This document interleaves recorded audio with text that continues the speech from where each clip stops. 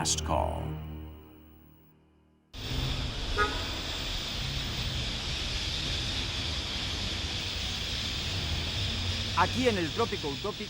Here in tropical utopia, everything is possible. The Samaoma, the queen of the jungle, drives her roots into the heart of the city, and the traffic pursues her relentlessly. This is exactly what we're going to talk about today. About encounters and misunderstandings, about a lack of communication between people and animals, between plants and animals, between city life and the wild jungle. All this here on our program.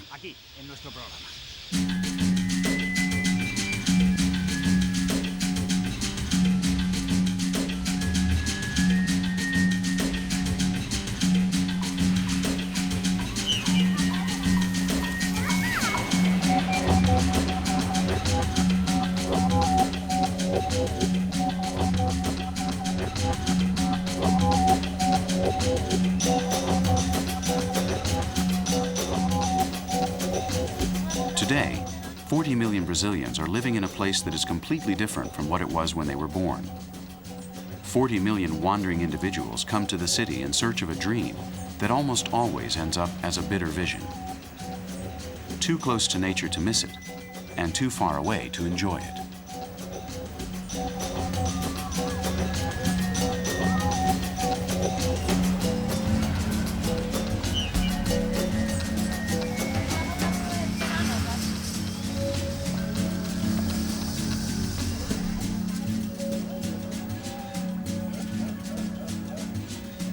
The Amazon River is a humanized river, taken over fiercely like an avalanche. There are 20 million people from other parts of the world living in the Brazilian basin alone, stationed on its shores in order to milk its great bosom. The government admits to disorganized immigration and is considering theoretical solutions and good intentions. The Amazonia today is an urbanized area, that's a fact, and it is important, therefore, take into consideration the fact that 60% of the Amazonia population resides in cities. We have today a jungle that is far more fenced in by cities than it was 10 years ago. We should confront the town planning problem by facing our difficulties in a positive sense, in a way that will consolidate the current occupation, and that is an essential requirement in this region, in terms of the fact that no one is willing to open new fronts of occupation in the Amazonia.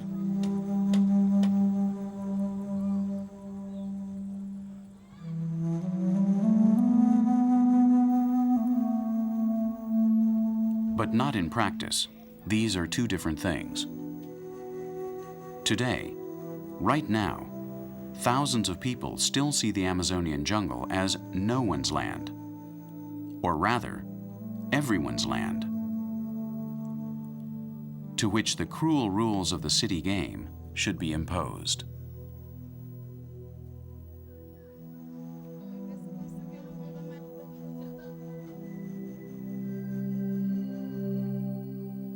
The essences of the forest are substituted by the bottled perfume of this young princess.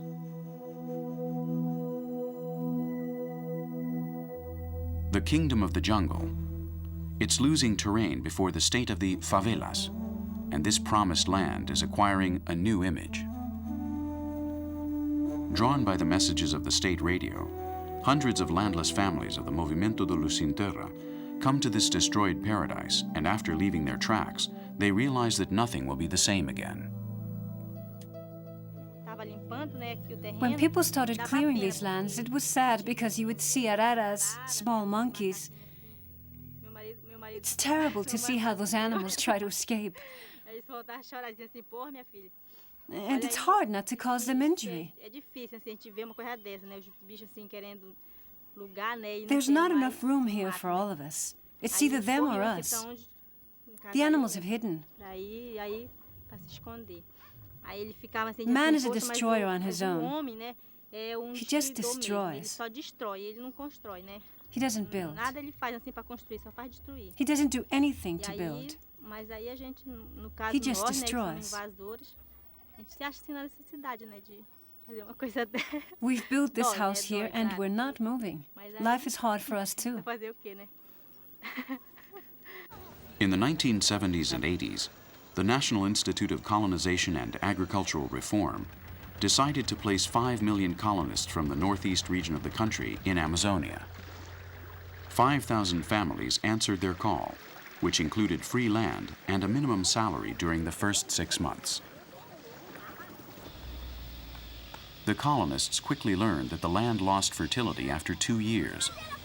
The rainforest can only be a rainforest. Destroying it, they created a new world for children, a hell in paradise where they grow up surrounded by our virtues, our defects, and far away from nature, which gave birth to them forever.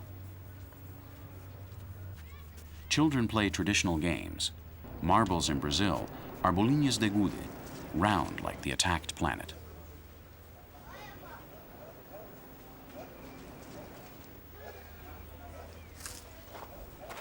It's going to be difficult for future generations to begin a return journey.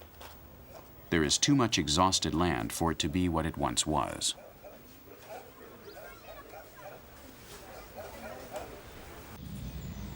The war against nature began years ago, and the enemy to be brought down is too powerful, as they all know in the tropical hospital.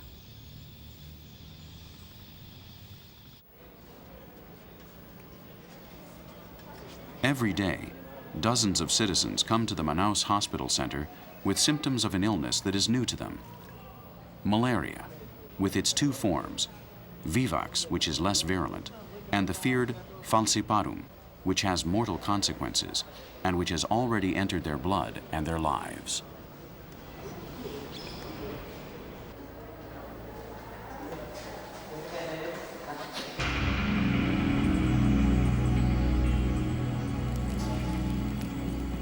The experts know that this tropical disease goes hand in hand with the overpopulation of Amazonia. This is not the only problem that can be solved with clinical resources. This is why we have come here, 42 kilometers away from the hospital. An infected place called Ramal de Rufino, where the destruction of the rainforest is a good culture medium for Anopheline mosquitoes, transmitter of this blight of colonized Amazonia.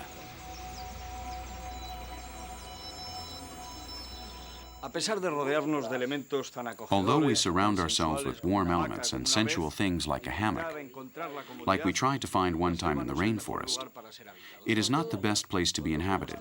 Above all, as we are seeing, we break the most elemental rules of coexistence with nature. The rainforest defends itself with small animals that only measure 3 millimeters, but are capable of putting our lives in danger. There is a person, this man here, who knows the world of these beings very well and even puts his health at stake to study their behavioral patterns. I sit in my chair and wait for the mosquito to come to me. And a co-worker sits outside the house, waiting to catch them there also. This is the ideal place for me. Sitting, capturing mosquitoes.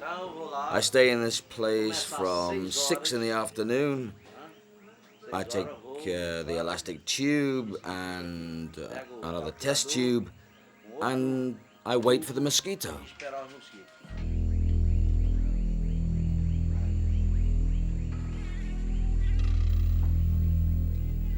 At 59 years of age, the entomologist Nelson Fay says that he is a human guinea pig. To fight against malaria, you need to fully know the habits of an Anopheline mosquito. That's why they let themselves get bitten, in order to capture them in full action and on their own body.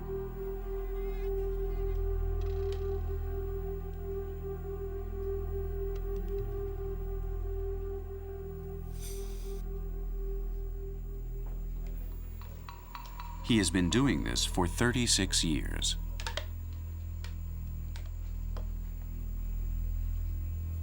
He has built a school, and his son, who also works for the Manaus Tropical Medicine Institute, accompanies him on this inspection. Together, they unexpectedly visit the homes of the infected families. Their only objective is to control the spreading of this disease, which to the east of Manaus causes 70% of all deaths. Flavio Fay began this job at the age of 20, and he is an expert mosquito catcher. Although it may be his father's desire, this is how he spends his life.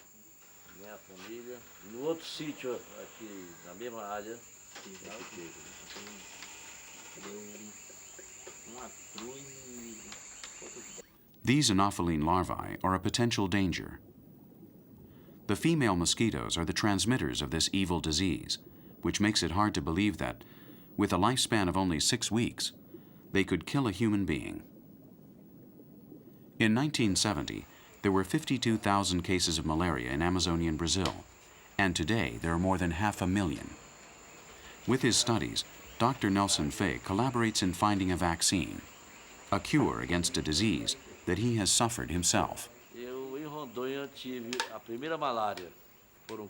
I suffered my first case of malaria in Rondônia.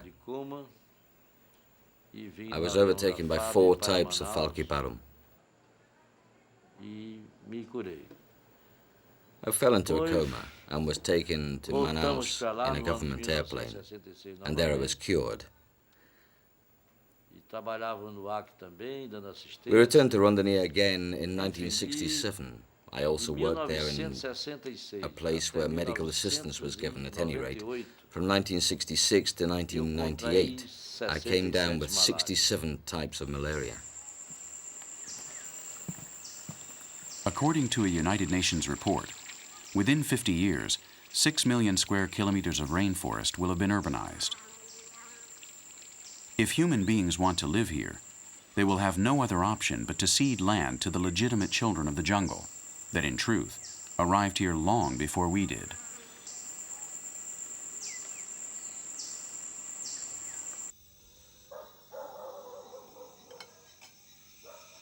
Plinio and Marlucia are not the only owners of their house. They're used to having company.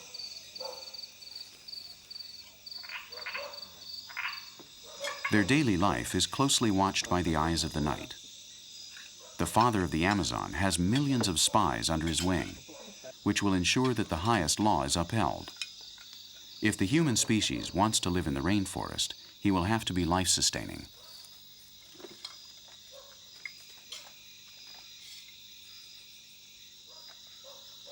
This is why the rest of dinner is a delicacy for one of the oldest mammals on Earth.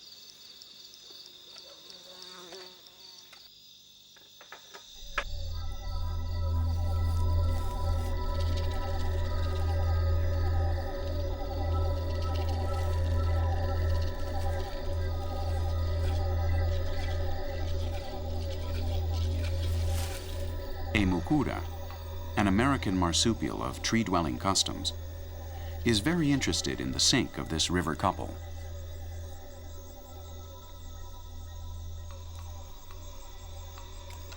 We are animals by nature, and people who create waste make everyone else crazy. The mucura knows it and has a delicious feast.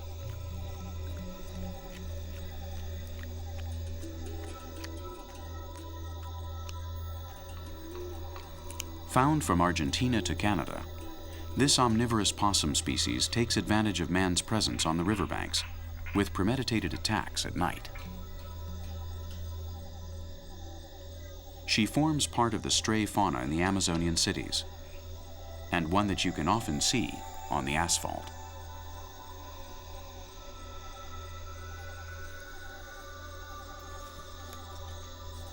While man sleeps, she reigns this dilapidated castle. A little bigger than a rat, she walks around carefully without making a sound. Today, she has eaten for 3 because 2 cubs are waiting for her in the bushes, and she doesn't want to be discovered when returning home. Possums appear in the Superior Cretaceous period, and today we consider them the oldest living family of mammals on the planet. Like all marsupials, after birth, their little ones continue to grow in a broad external pouch, which hides up to 21 mammary glands. These 2 young animals will enter and exit the marsupial pouch for more than 2 months. Then, alongside their mother, they will conquer sinks and garbage pails. Nice future, Long live the mucura.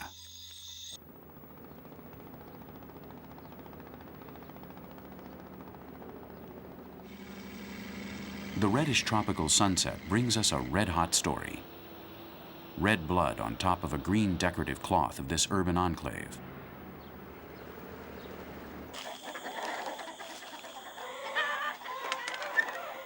As always, this young man attends his chickens. But today, with one or more errors.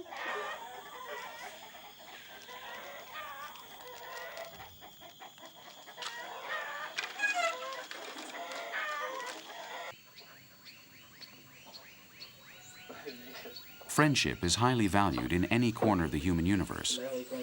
But here in Tefe, it is an antidote against jungle loneliness. And it needs to be watered slowly, as well as Amazonian conversation.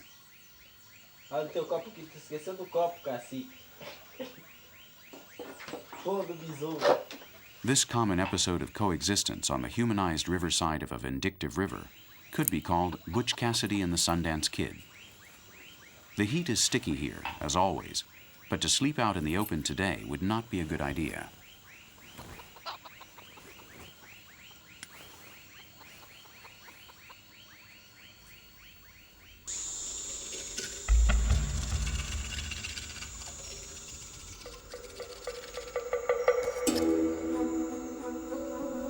Another actor enters the stage and is eager for blood. It's a vampire, a very intelligent bat with good eyes and ears, which are enough to confront the guardian angel of his victim. He is not a count, only a vulgar blood-sucking mammal. But similar to Dracula, he acts alone, waiting for his partner Morfeo to complete his part of the deal.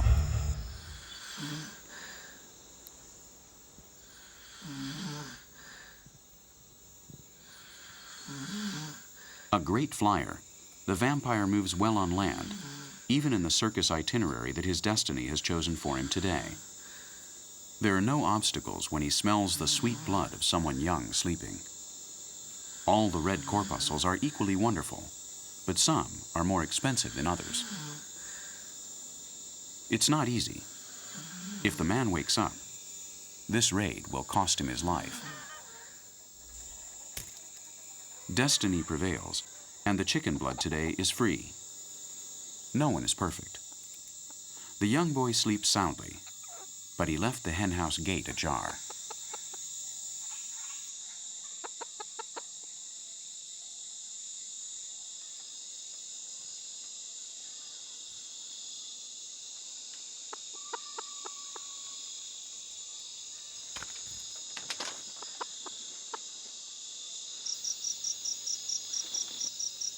This rat with wings prefers to forget about them for a minute, and he is going to attack starting from the ground.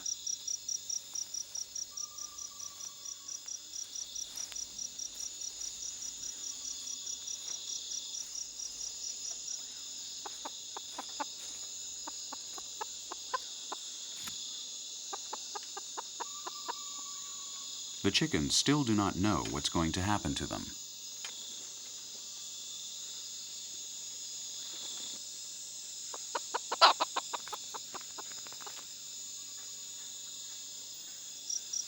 Look at him move. He's hungry, and his two sharp crystal-like canines are going to end his burning thirst.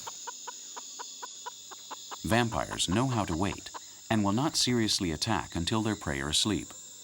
Right now, it is important to harass them so that their hearts beat fast, so that their arteries are at high speed.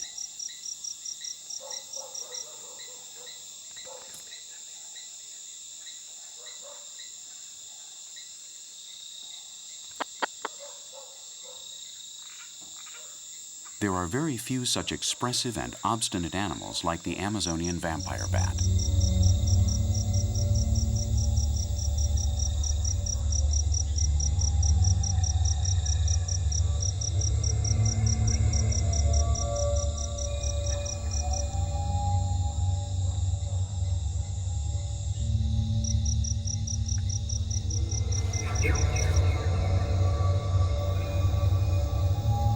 Many hours of harassment and more than one good kick.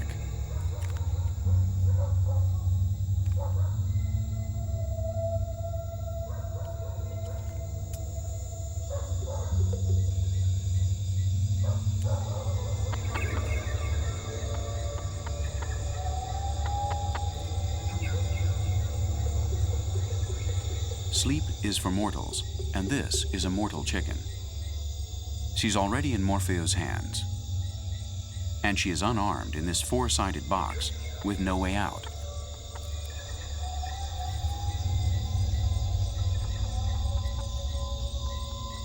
Vampires look for the most irrigated and thinnest-skinned part of the body. The anus of this chicken is the spot.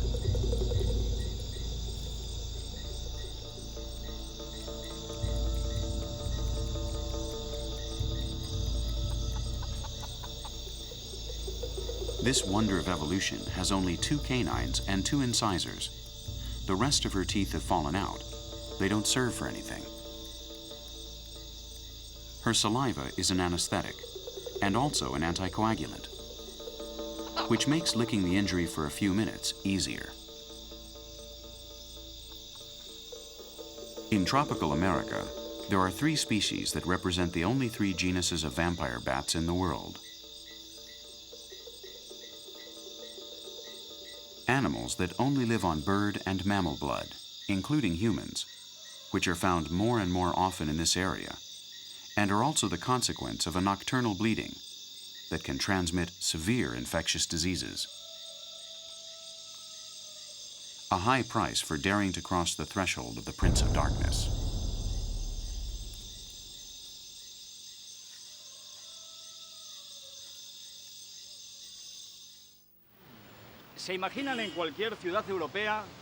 Can you imagine walking down any European city street eating such a savory fruit as a mango? It's impossible. You would have to go to the supermarket to buy it. Whereas I have taken it off of this tree. These are mango trees. This is Belém, the city of mango trees. They're not only delicious, they cause problems that we're going to find out about right now. Want some? This modern city, with more than 1 million inhabitants, is Belém de Para. It is developed between the limits of the Guajara Bay and the Guama River in the immense estuary of Para, as an entrance gate to Amazonia. Since it was founded in 1616, it has developed without losing its composure and has conserved its image of a tropical and exotic city.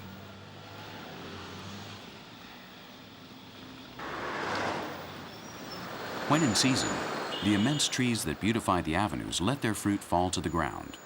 Loads of ripe mangoes, and the bombardment begins.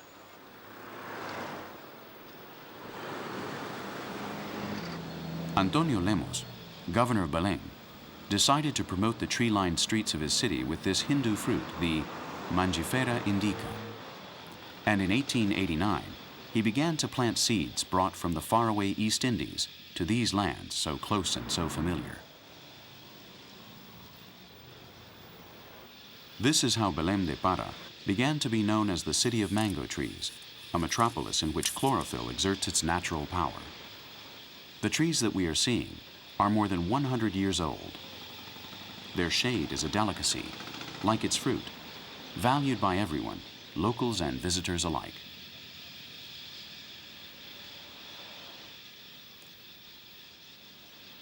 But when Dom Antonio decided to fill his city with trees, there were no cars, and of course, no taxis. You can't please everyone. This is Emilio Ari Avenue, the avenue of the Mangueiras. Driving at no more than 50 kilometers an hour, a mango fell on my windshield and broke it. It's the 3rd shield that I've had broken this year. Windshields are expensive here in Belém, in comparison to what we earn. They cost 20,000 pesetas. A mango can weigh up to 300 grams, and when it falls from a height of 50 meters, it's highly dangerous for anyone unfortunately under it. The Taxi Association of Belém de Para is demanding subsidies from City Hall, since the city's trees and sweet artillery are their competition.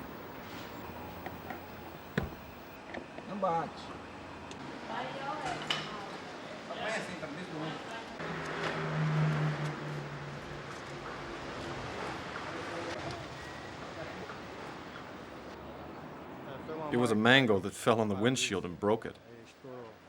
The town council doesn't want to pay anything. I paid, though, with my own money. They don't solve anything. They don't know how. They have reached no agreement yet, and while some pay for broken windshields, others make big business at the expense of the mangoes. We decided to start this business because of the manguera problem.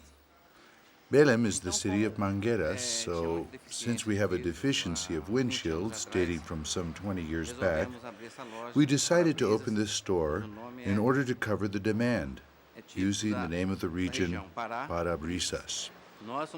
We were the first to open this store here in this city, but now there are 7 more, something unheard of in other cities of Brazil. Any other city in this country, apart from Belém, has 2 or 3 stores. Here we have 7, and naturally, a lot of people are making money. Brazil has a critical social problem. We have a serious crisis here, and the mangoes are a source of sustenance for people during these difficult times. Besides, they favor the city climate, which is very hot. They diminish the heat on the streets. They give a cool shade. There is a problem of the windshields. If they fall on them, they'll break them. But they also have their positive side.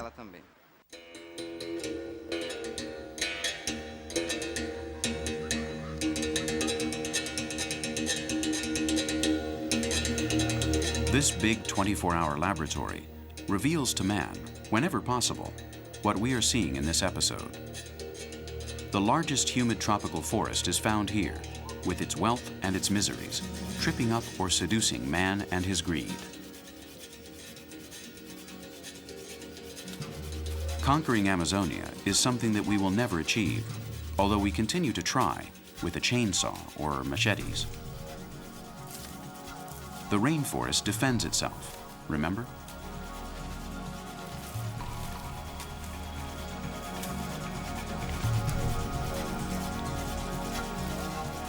These people are nature lovers. Although they live in the city of Manaus, they periodically go to the riverbank of the Igarapé to collect plants. They are all important, they all make a verdant grove, but there are only 2 that are worth the effort.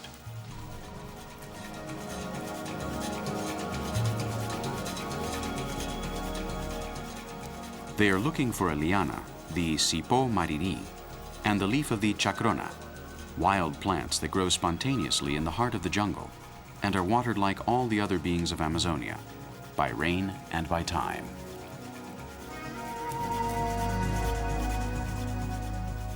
The Amazonian jungle is an emergency pharmacy where their main assets lie, biochemical reactions in a pure state that some alchemists have been able to identify for centuries. Behind the destruction of this garden, aside from being an ecological crime, is the loss of natural vegetable substances that would cure many of our ailments, including spiritual ones, to speak of a few.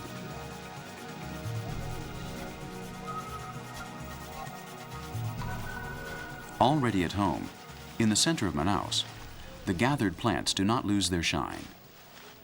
The man who handles them, almost caressing them, is the Mestre Asprimilla, a follower of José Gabriel da Costa, who died in 1971, and from whom he learned to respect the herb and the doctrine that it gives. He's preparing, alongside his brothers, an act born in the jungle, but imported to the city, and more extended every day in the urban nuclei of Amazonia. A Quechuan word that the Incas referred to as the wine of the soul.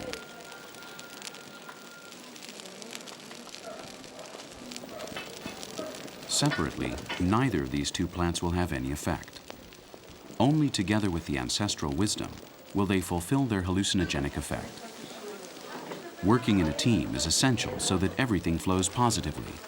The ayahuasca should be prepared among everyone and for everyone. This tea, which comes from the blending of these two plants, is drunk by many indigenous people since the ancients, such as the Yanomami and the Tikunas Indians. This was verified by the English botanist Richard Spruce in 1851. Drinking ayahuasca is an extremely sensorial experience, which places the individual in a state of hypersensitivity, allowing him consciously to control his imagination as if in a normal state. The ayahuasca fell into the hands of the white man during the time of the Caucho, when the seringueiros began to drink this tea, which up until then was only drunk by the indigenous shamans. Today, many of them come to the city to drink it and share the experience. I discovered this plant by way of the Kapi. They drink it to become healers, doctors, to cure all ailments. To cure, drink vegetable. Drink the plant to become stronger.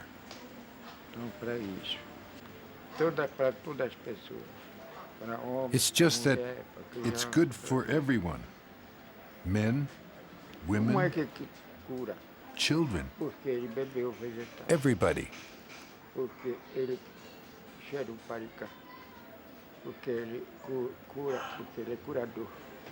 Because the plant cures, it cures all ailments and allows us to reach our Father, Creator. I let myself try it, without worrying. Invited by the already initiated, people, as you can see, of all classes and conditions. The mestre hands out different doses, giving less to the women and the lighter-weight men. The power of this plant blend is such that sometimes the trip, although desired, is unpleasant. The herbal union has 76 nuclei, distributed throughout 11 regions, and with more than 6,000 members in all of Brazil. They come together like today, 2 times a month, to drink this tea, the heat of the earth, which makes their brain and senses work at an amazing speed, which they will control using their mind and their heart.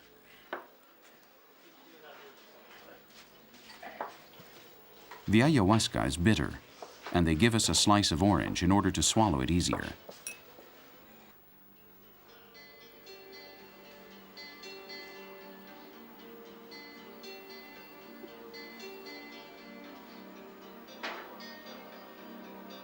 Although drunk in a group, an individual climate of relaxation is essential so that the plant does its job.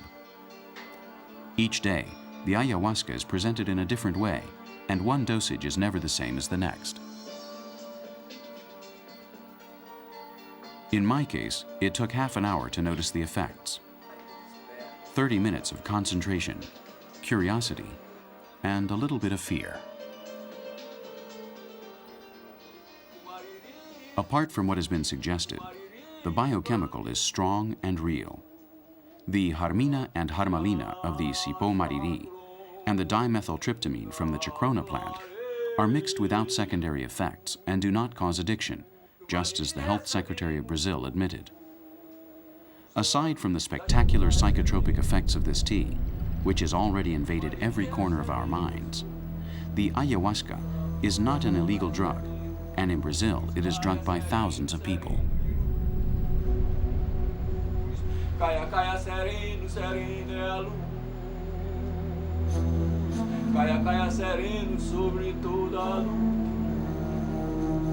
The senses act disproportionately, and it is easy to feel like you are abandoning your body for hours. The jungle unites the power of our mind in an experience beyond the senses. Unexplainable drunkenness with this wine of the soul. The plant that has been prepared here today comes from a river called Mamo. According to the oral tradition, it was from that river from which the first plant concoction was prepared for the white man. It's strong in the amount of tryptamina, which is the active principle in this one, is apparently very high and concentrated. So with just half a glass, you find yourself really on a high level of mental potential. And I consider it to be very precise. So much so that if you hesitate just so much, you can be left out of normality and feel very bad, you know? Your attitude has to be well-centered, very well-centered. And there is an interesting wide range of vision. You focus on a certain object and move towards it. The shortest distance between 2 points is a straight line. The shortest distance is a straight line. The plant union opens a person's memory towards a new world, a world of joy, of harmony, of solidarity, of fraternity. It helps people in their search for all of this. That is the purpose of the plant. It gives us light, peace, and love. Light to enlighten the paths, so we know where we're headed. Peace, so people can look inside of themselves and feel good about themselves. Because a man at peace is capable of everything. And love, that is the source of life. People need love.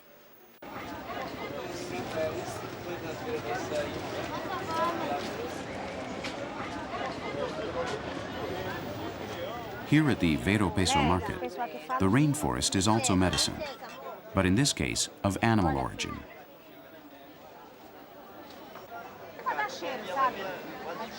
The liver of the black vulture for curing alcoholism. Hey boy, come over here. Are you going to bring urubu for me? When? When can you bring it? Okay, Monday. Monday's good. Well, how many livers do you want? About 3. Okay, 3. Are you going to bring it for me? Yeah, Monday.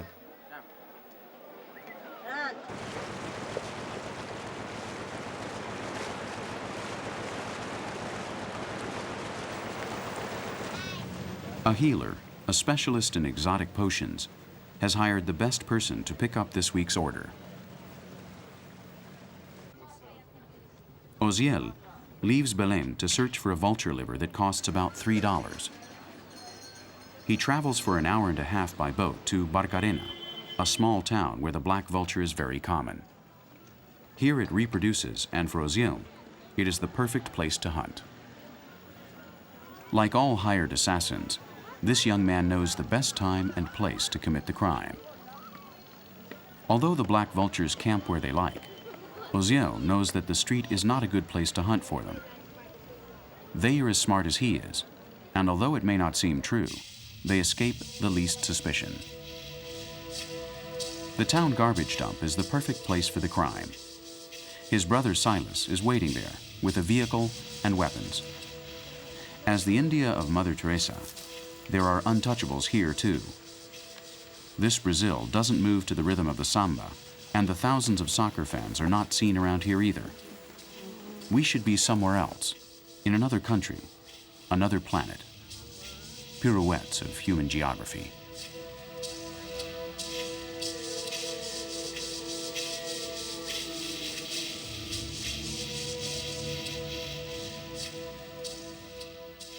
The two brothers divided the authorship of the crime. They lost their father, and since a young age, they know how to lend a hand. This is not going to be easy money. They walk around as if they were collecting waste in order to fool the predators, but their eyes are fixed on the great black bird.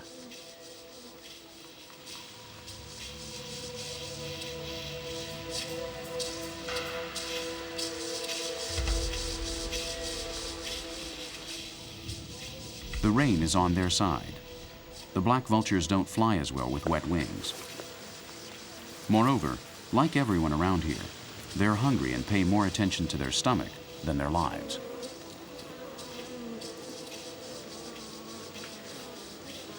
He's lost him today. His weapon is accurate, but not automatic. A slingshot that he must hide until the last second.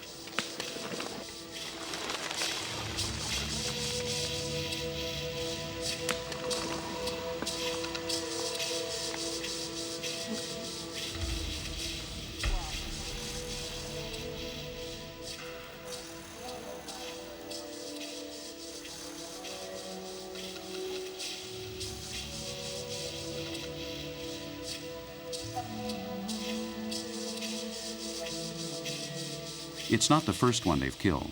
You can see their quartering skill. It won't be the last time either. You can see the hunger in their eyes.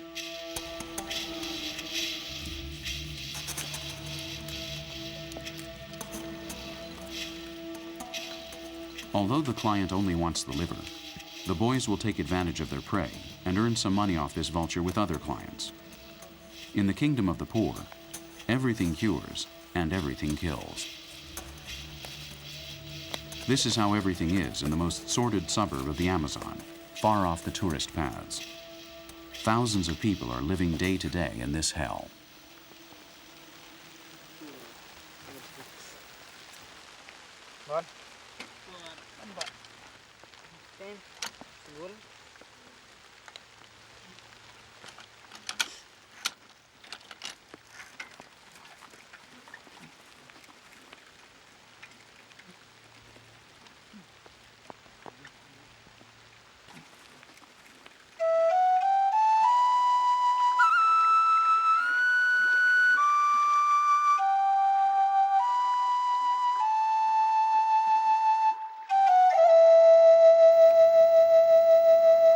% of the Brazilian population lives in an obvious marginal situation. Of this percentage, the indigenous people, above all, are showing the most signs of changing from life in the village to life in the city. A daily fight against a set destiny, being destitute indigenous people.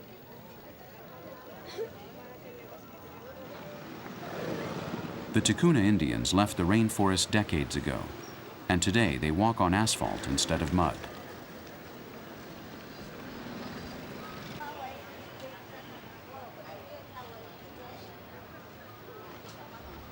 Before, they were citizens of the world.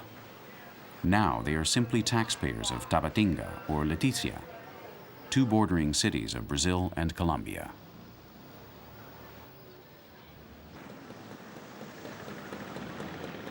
At first, these women seem to dominate the city, but they move in a group in order not to lose the spirit of the tribe. They have also assured us that they feel safer this way. Today, arts and crafts is their way of life. They work to their heart's content and search, as all indigenous people do, for a scarce social space that gives them the neoliberalism found in the jungle. The wooden masks, which they used to honor their ancestors, are today what tourists want to buy at the shops.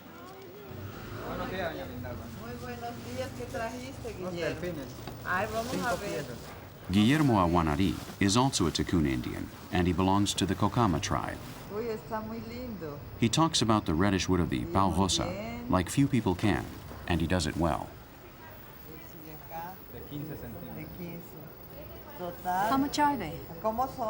The 20s are 4,000, and the 15s are 3,000. To make a dolphin, he spends an hour and charges 5 reais, or about 25 cents. He's indigenous and speaks perfect Spanish and Portuguese, and aside from his native language, he speaks Tikuna.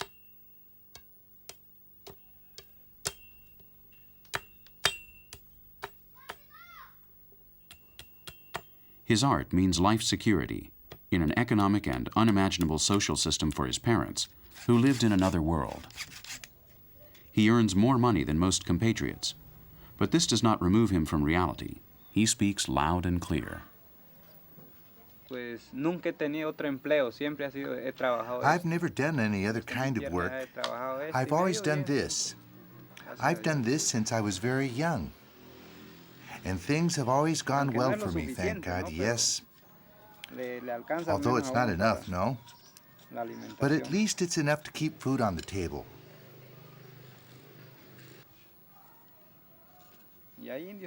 People here in the Amazons are very poor. They do without. They go hungry. They can't educate their children, all that.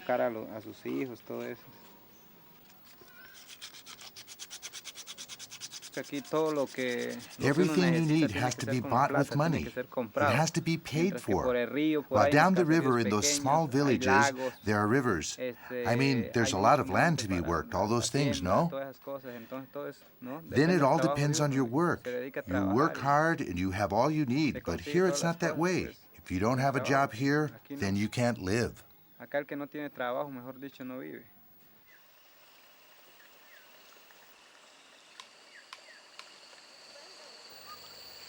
Guillermo knows what he's talking about. We understand him perfectly. Remember the Zoe? They live without money, in a family. No inequalities, and an economy that is enough for them to be happy, and which opens their horizons.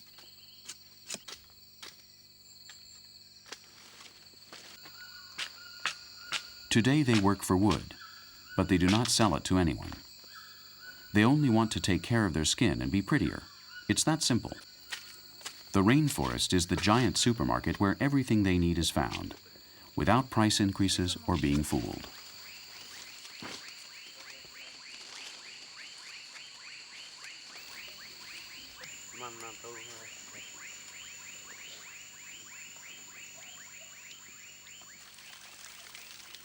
They make soap and sponges from the bark of a tree. Diluted in river water heated by the sun, the shuoi is a biodegradable and refreshing bath gel. Imagine the price of this product at the stores in our world.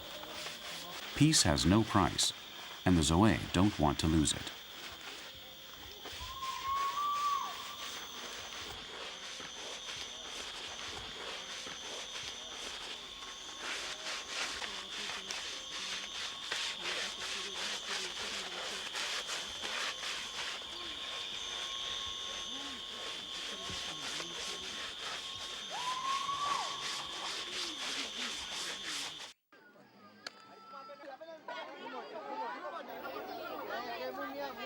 The Kayapó stopped bathing themselves with river water years ago. Many live in the sewers of the city. We visited this town on the outskirts of the city of Redensau in order to illustrate one of the darkest and least studied episodes of the human Amazonian labyrinth. Similar to the story of Little Big Man, in the last century, many European children were kidnapped by these Indians in order to adapt them to Indian customs. There is no better revenge for a Kayapó than to educate and raise the enemy's children their own way. How did the kidnapping occur? In what kind of situation? Did the white father and mother run after them? Did they run away when they saw the Kayapó, the Indians? And did they leave the child there? What exactly happened? Tell me about the situation. What happened?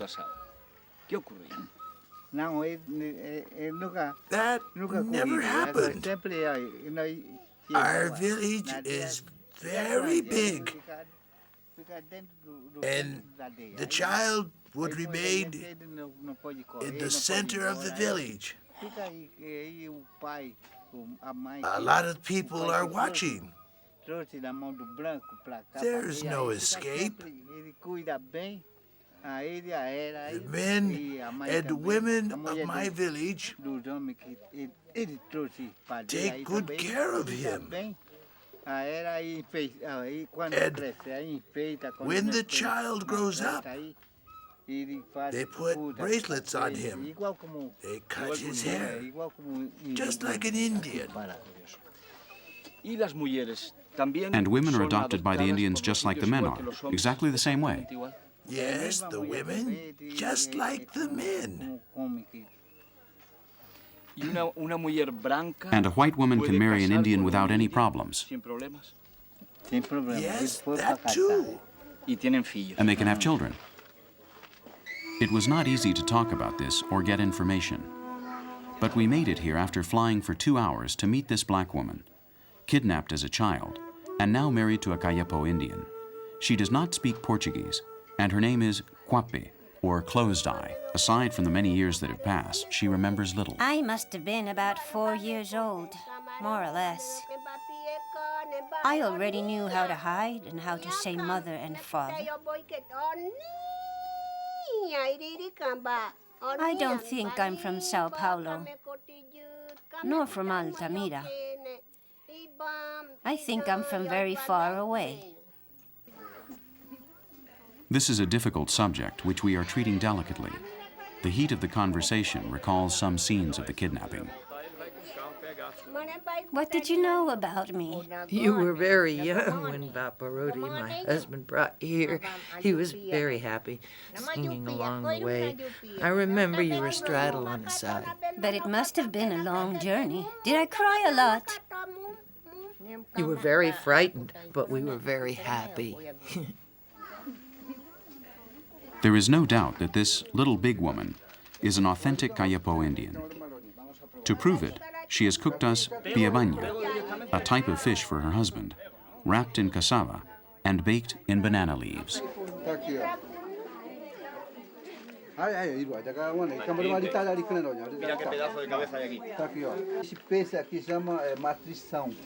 Gorotire is the name of this village in the Xingu Basin. But our research about kidnapped children doesn't end here.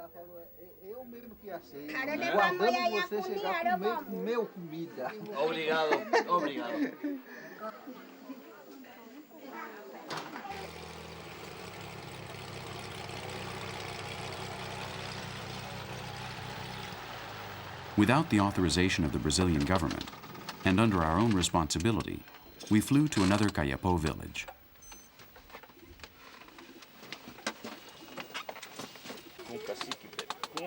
Major Dario Martin Ferreira, a personal friend of the Indians, attended us. He could not assure us that we would not be kidnapped during our visit.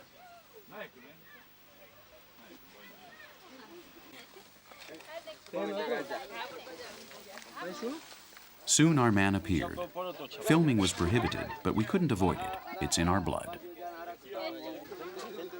Blonde like a Swede, just as they told us, Benatire walks towards us.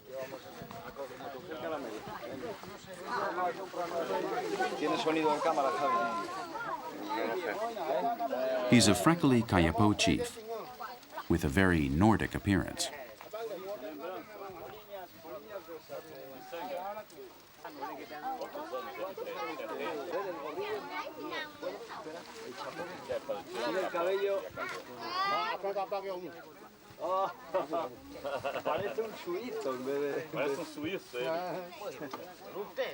They say that he is the son of a European engineer who came to destroy the rainforest.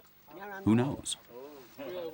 He likes money, and he asked us for an astronomical amount to interview him.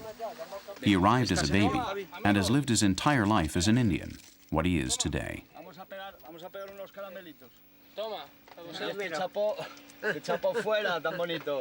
His unexplainable passion for candy makes him walk towards our cameras, and we were able to film him better. Venga, más caramelo. Se le van a caer los dientes de tanto dulce. No puede tomar tanto dulce que se le van a caer los dientes. Y esto es de ponerse el plato.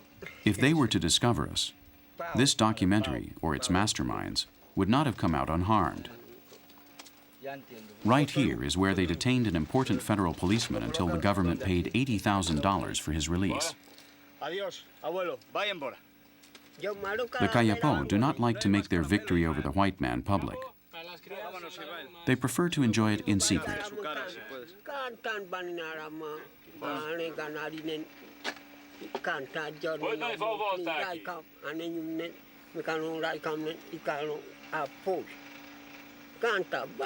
Benatire, blonde like a Swede, speaks and thinks in Kayapó.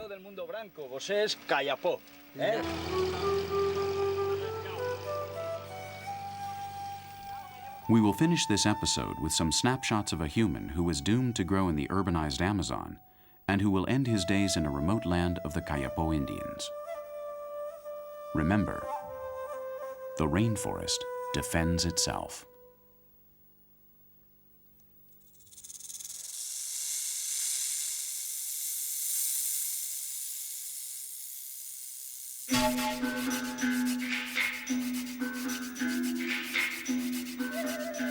Nature and man will embrace once again in our next episode. We will be the exceptional witnesses of unyielding alliances, of true love.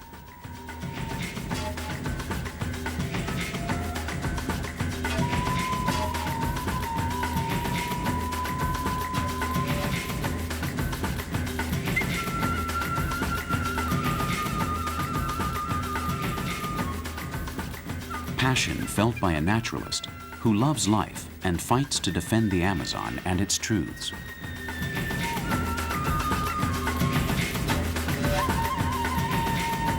It will be an episode in which we will accompany some guardians of the future. We're in time to protect what is left and study more to understand it.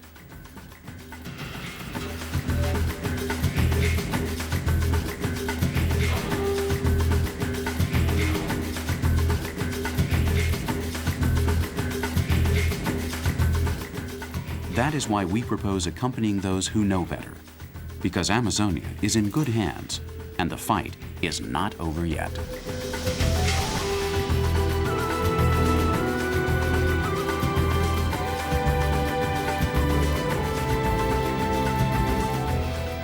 We will meet experts in animal life who are not willing to give up and who are fighting every day for a better world. Until next time.